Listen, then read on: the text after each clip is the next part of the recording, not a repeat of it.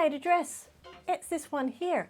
And it's the Transat dress by Maison Fauve. So if you want to find out how it turned out, what fabrics have joined my stash this week, and exactly how awesome the new light is in my sewing room, then keep watching. Hello and welcome back to my channel. My name is Kate and this is Ripper Seams. For those of you who are new here, this is my little part of the internet where I talk about all things related to sewing as well as some other crafty pursuits. So I do hope you stick around, and if you feel like it, go ahead and click on that subscribe button. So today we're going to be talking mainly about the wonderful Transat dress here, which is what Barbara is wearing. So I'll talk you through my experience in making it, give it some Ripper Seams ratings in case you're interested in giving it a go, and I'll take it for a spin on some sort of catwalk, only because my backyard currently looks like this. And yeah, I'm not too sure if this is the type of weather I want to be wearing this dress in. So it will be some sort of catwalk. Let's wait and see where it is. Even I don't know at this point. Fun surprise. But before we dive into this beautiful dress, I've got some other things to cover as well. I've got a little bit of fabric that's come my way in the last week. Excellent. I'll give you an update on some of the makes I've got currently in progress. And in last week's video, I mentioned that I was going to install a brand new light into my sewing room. It's a really big one. It's almost like a skylight. That is now installed. So I thought I'd give you my thoughts on it, as quite a few of you mentioned in the comments last week that you were very interested to see how it turned out. Anyway, that's installed, so I'll let you know what I think. But before we get stuck into all of that, there's just one thing I really urgently have to do. So just let me go do that quickly.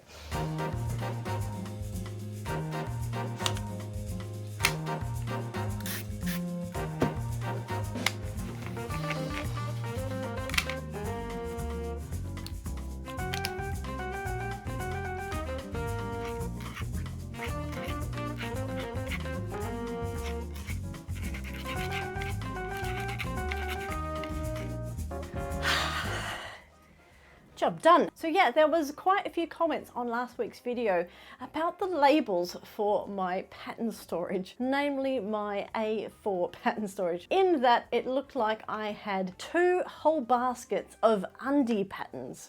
So yeah, it read indie patterns. I saw it as indie patterns, but now that you have mentioned it, all I can see is undie patterns. So yeah, I have now updated those to now read PDF patterns. I actually have no undie patterns whatsoever, despite the apparent labeling of so. Now no one's going to get confused. It is now definitely PDF pattern storage.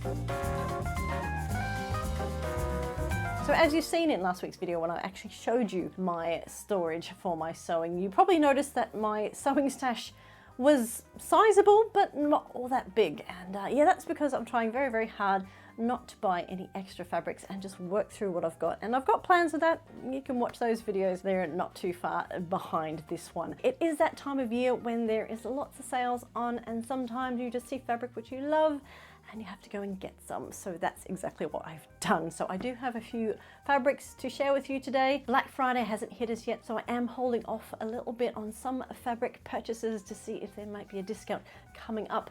But until then, I will show you what I did get at a really good price. Now, Rainbow Fabrics, I actually haven't bought from them for a few months, but they did do a fantastic offer recently where they were trying to make room for some new stock, where they just dropped the price of everything down to £4.99 a metre, which was great because a few weeks earlier they had actually given a really good discount code prior to that, and I literally just missed it by half a day. But you know what? I walked away. I was fine with not purchasing it. Then they go and drop it for £4.99 a metre. My fabric that I wanted was still there. It was an even more of a bargain. So yeah, I picked some fabric up. So the first fabric I've got is a viscose linen, and it's very bold, and it's this one here. It is a lovely cream background. It's got a really nice drape to it, and it's got this big bold black print on it. But it also, within this black, there's a few little dots of, it's like a grey green color, which just kind of gives it a little extra oomph of color in there without being full monochrome. So yeah, I've got 3 meters of this one. I can definitely see something quite stunning and bold for spring summer in here, probably more summer. Even if this turned into another Saturday skirt set like the one I made recently, I think this would look amazing.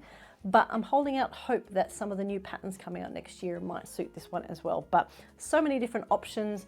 I saw this one and I thought, you know what, I don't have anything like this in my stash. I don't have anything like this in my wardrobe. I'd like to give this type of pattern a go in my styling. So yeah, this is experimental for me. Excited to see what this will become, but I will keep this in my stash for a while. So yeah, we'll see what happens when the warmer weather turns up. So that's fabric number one. So fabric number two is one which I was a little bit disheartened about when I actually saw that I missed it the first time round. So the fact that it was still there when it was $4.99 a meter was great. It is another lovely drapey viscose, and it's this one here, which is this lovely dark background with these bright orangey pink flowers all over. Now it was labeled as being dead stock from Nobody's Child, which yeah, it's definitely looks like one of their prints. It's beautiful quality viscose, really, really drapey. So I do like the mix of these large flowers popping in there, as well as these smaller little groupings of a little bouquet of flowers. I think it just breaks up the design really, really nicely. So yeah, this is a lovely flow fabric, nice and bright, and I think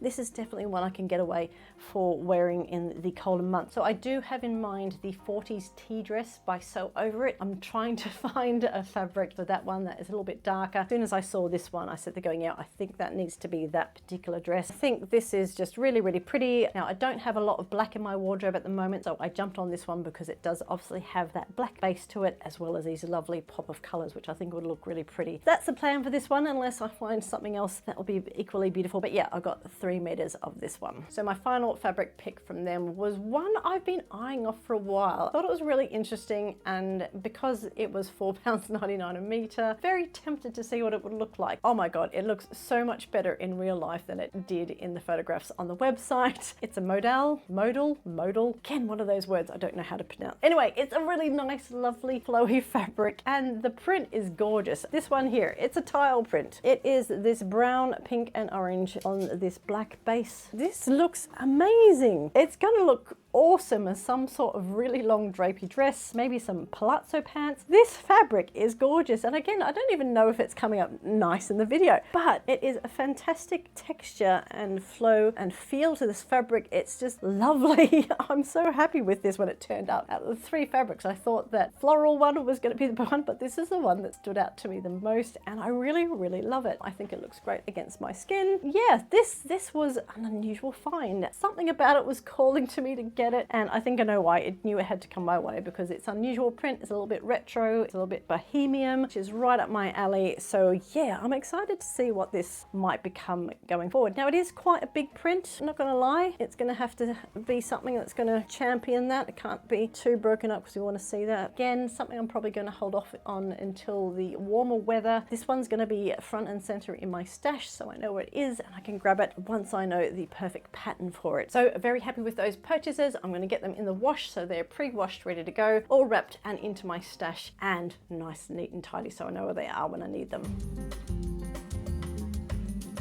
So let's talk about works in progress. As you can see, we've got a Transat finished, which is one of the items which I had on my list for making for autumn winter. So yes, I've got one actually finally complete. The other one I've got up and running at the moment. I'm in the middle of making it, and that's the Meadow Skirt by Twig and Tail. That one was just calling to me to make because it did look quite easy. I thought I'd be able to get that done and dusted over a couple of evenings. Now I've had one evening go at it, and yep, I'm definitely going to finish it on my second one, but I'm halfway through it. Now in my plans video, I did mention I was going to go for that green linen that I had in my wardrobe. It was quite a heavy linen. I decided to just shelve that one just temporarily, and instead I have nabbed that lovely deep red stonewash cotton, which I had assigned to the Pietra pants, and I pulled that in, and yep, that is now on its way to becoming a meadow skirt. I just thought I would wear this a lot over December because it's a lovely deep color, it's very festive. Now it does mean that I haven't got fabric assigned to the Pietra pants at the moment, but that's okay because I've decided to get some stretch denim instead. And I found some lovely stretch denim at Higgs & Higgs. I've decided to go for this dusty aubergine color, so it's still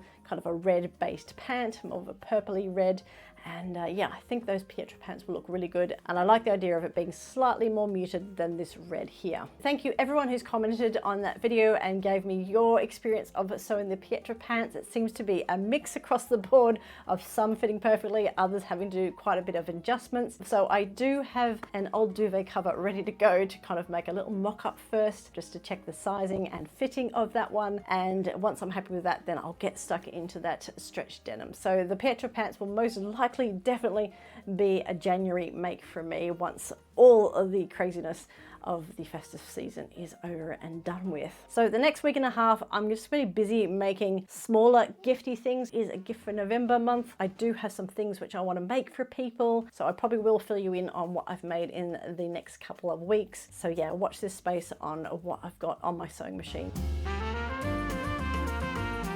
I have got a new light in my sewing room. Now I haven't got it on now, which is okay because it lights up this room like nobody's business, which is exactly what I wanted. This room had some dodgy halogen lighting in it. Halogen lights are of course expensive to run, hard to get these days. The LED bulbs I had in them were not working properly, so it was kind of like half operational. It buzzed, I hated it. As you can see, I have a lot of nice lighting around me, which I tend to rely on.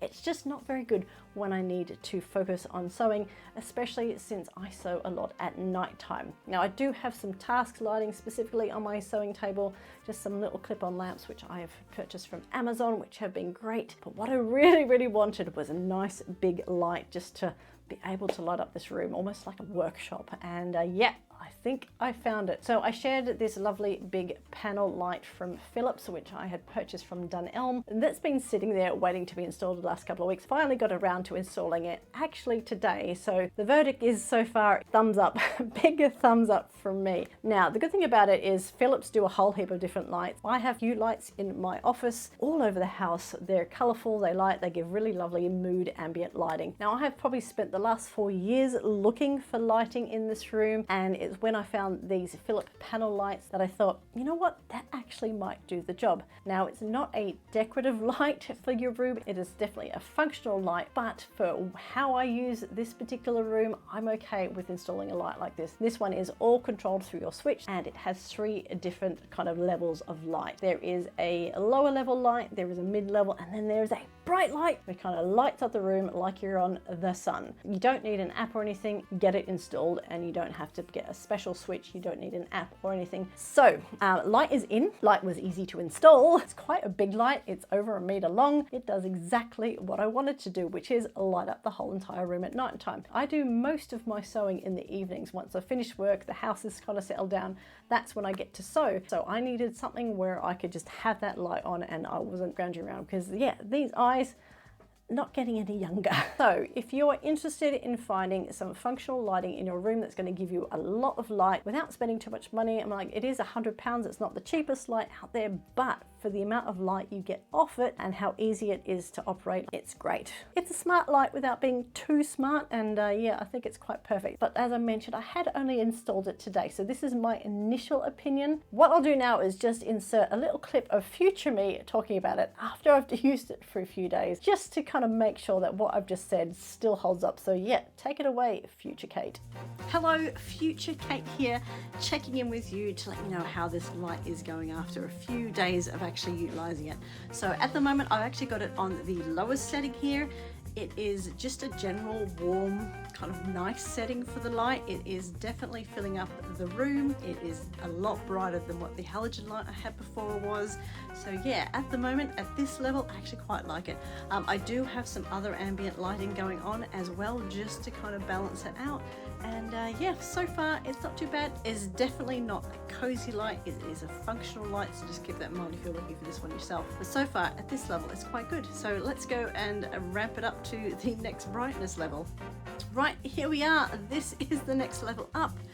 Definitely heaps brighter. I've got a bit more of a shadow coming into my face now because this place is lit up. This is really bright, and to be honest, this level will be totally fine for any sort of nighttime sewing that you would possibly need. This is bright in here, and I've still got another level to go, so this is not even 100%.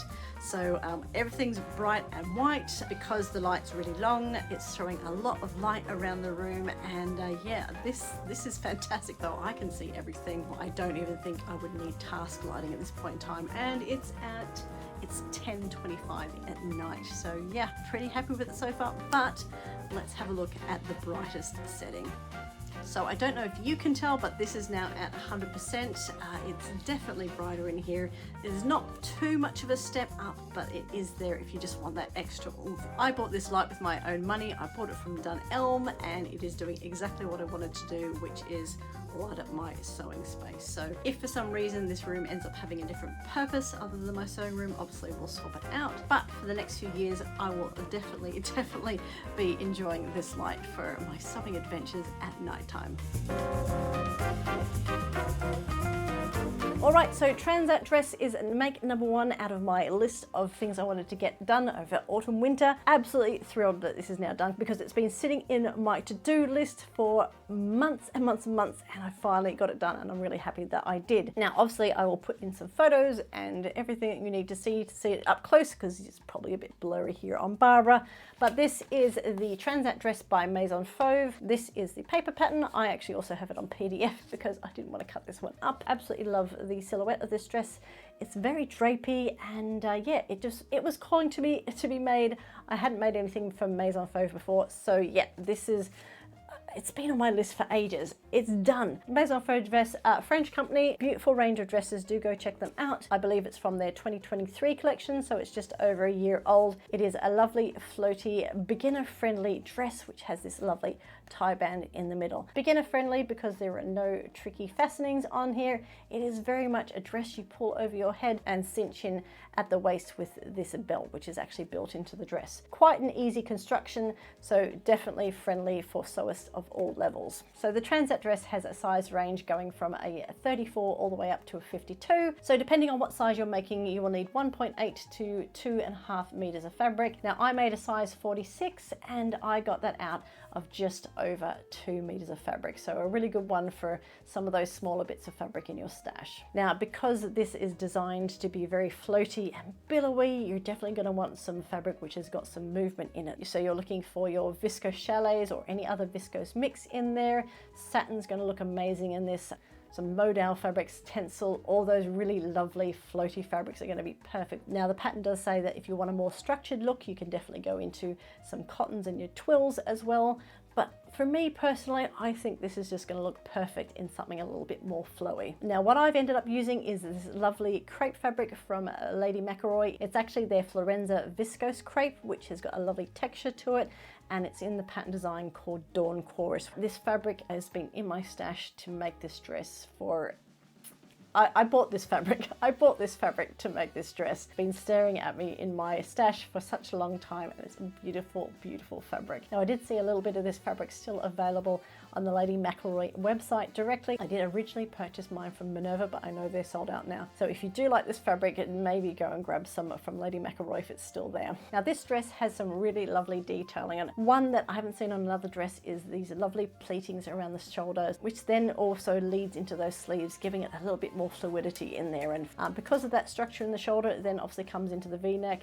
Now I was a little bit worried about where that V-neck was going to hit, because all the photos I've seen of this dress, it looked as if it was going to just miss hitting the cleavage line. However, as I was trying this on, man, I was worried. I thought, oh my gosh, am I going to be showing the internet my cleavage again? And I'm happy to tell you, no, I'm not. It has a matching V-neck on the back as well, so the actual two is just a really pretty design. It is quite wide on the shoulders. Again, I was a little bit worried when I was making it. I thought, oh my God, this is just gonna fall off me. I've made the wrong side, something's going wrong, this is not great. But it all comes together at the end. So if you are making this and you've got just to that bodice section, don't worry, it gets better. And it's okay, because this is a bra friendly pattern. They have actually got a pattern piece in there, which is a loop, which has a little snap on it, which you loop around your bra straps, which allows you to have that wide neck kind of really open up on your shoulders. And it also holds up that V-neck from going too deep down. So keep that in mind. I actually missed the fact that there was a pattern piece in there with that tiny little piece of fabric. Initially, I thought it was the measurement square. You know, when you've got a PDF pattern that you have to measure to make sure it's 2 inches square. I actually thought it was that. I just completely ignored it until I got to that step in the pattern right towards the end. And I went, where is that piece? I'd actually thrown it out. Luckily, it's on page 1 of the A4 pattern printout. Anyway, I digress. To be honest, if those weren't there, it would be a disaster. Those shoulders would be sliding off one way or the other, or it would be coming down. So yeah, don't skip that step if you don't want to be doing that. So just warning. So the only one thing of the dress which I wasn't sure about is actually where those ties meet the seams on the sides and then get pulled across the front, because it creates these weird little triangles of extra fabric which kind of overlap with the front of the dress. When I first tried it on, it was quite pronounced and they were quite bulky looking, but as I've kind of finished off the dress and as I've worn it, it actually does flatten down a bit. The way it does that isn't really shown in the line drawings, and also the main photo on the website has the model wearing it with her hands on her hips exactly in the place where those overlaps happen. So I don't know whether they're just trying to play down the fact that that's there, but ultimately it's not a thing. I've worn it now for a bit, and whilst I thought initially that was going to annoy me a little bit, it kind of does blend into the folds of the fabric, so it's not too much of an issue. I think that if I had made a size too big, it would be a lot more noticeable. There'd be more fabric kind of folding over as you bring those belt straps across each other. But luckily for me, I have made exactly the right size for this, so it's as least pronounced as possible. If I'd made a size down smaller, it would have been too tight around my hips. This is spot on to get that nice kind of flowiness without being too flowy. I think my fabric choice for this was spot on. It's giving that really lovely bohemian type vibe. It's very floaty, just me, right up my alley. So with all that said, you've seen it on Barbara, let's chuck it on me and take it on a catwalk somewhere. And we've made it into the woods, and it's definitely autumn. Just check out all those leaves. But even more importantly, check out my new Transat dress. Isn't it looking lovely? I really love the length of this, really nice and flowy, fits where it needs to, and yeah, love the flowiness. V-necks at the front and the back there. We've got the tie loosely at the back there, but nice and tight at the front, giving that really nice silhouette. All those issues I had, not really bothered about them now that I've seen them. And yeah, shoulders, pleats on the shoulders are looking lovely. So yep, highly recommend the Transat dress. So let's give the Transat dress some Ripper Seams rating, shall we? So first of all, it is up for brain friendliness. Now this is rated as a beginner friendly pattern. I do believe it is, as long as you take your time through going through those instructions. I do recommend referencing the video on YouTube as well. Even though it is in French, you'll be able to pick up exactly what's going on. So if I've been able to navigate through that and come up with a successful Transat dress, I'm sure you'll be fine as well. So with that, I'm going to give it a brain friendliness score of 4 out of 5. So the next rating up is for fit, and I'm going to give it a 4 out of 5. For the absolute most part, going off the tables, looking at the finished measurements, I picked a size 46, and that is exactly the size I should have taken. So the only reason why I've knocked off that point is just this weird little overlap. Maybe it just needed some shaping in the dress to avoid that. But overall fit, very, very good. That leaves me with overall lovableness, and I'm going to give it a 4 out of 5 lovable otters. The silhouette is lovely. Actually putting this dress on and wearing it with boots and a nice jacket and a scarf, a jewelry, kind of nice hair, it just looks beautiful. It is a lovely, lovely dress. I'm so happy it's part of my wardrobe. It's going to be great in summer as well. Little denim jacket with some nice sandals or some even trainers, all the accessories. It's just going to be a lovely elevated dress. So yeah, I am definitely in love with this dress. Am I going to make this dress again? I think I probably will. It will be one that I'm going to keep in my stash for future events. I think made up in a lovely satin with some nice strappy heels or something is going to look stunning for like party season. I think I can get over this. This is fine. This is nothing. But yeah, this dress is definitely my vibe. So if that's something that you like wearing as well, then I definitely do recommend giving the Transat dress by Maison Fauve a try. So that's it for this week's video. Thank you so much for hanging out with me today. Now I'm going to be putting photos of my Transat dress and all the other things that I am making up on Instagram. So you can use this QR code to take you over to Instagram, where you can find me as Ripper Seams over there as well. So if you've enjoyed this video, then please go and give me a thumbs up down below. And whilst you're down there, please also consider clicking on that subscribe button as well as the notification bell. That way you won't miss out on any future Ripper Seamers videos. And with that, I wish you a wonderful week of sewing, and I'll see you in the next video.